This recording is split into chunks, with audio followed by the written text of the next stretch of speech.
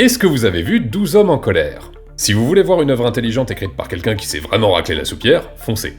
C'est un vieux film de 57, en noir et blanc, adapté d'une pièce de théâtre de 54, dans laquelle un jury populaire de 12 hommes doit décider à la fin d'un procès si un jeune homme de 18 ans issu d'un quartier défavorisé est coupable du meurtre de son père.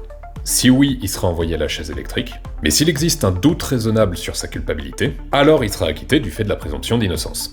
En apparence, les preuves et témoignages à l'encontre du jeune homme sont accablants, si bien que quand les 12 hommes font un premier vote à main levée, 11 votent coupables sans sourcil. Mais le 12e a un doute.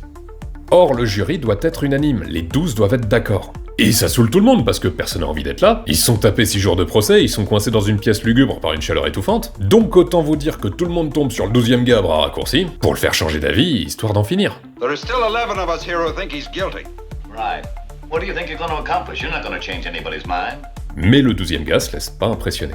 Déjà, il leur met sous le nez qu'ils sont prêts à envoyer un gamin à la mort par flemme de réfléchir, mais surtout, il va les convaincre un par un qu'il existe bien un doute raisonnable.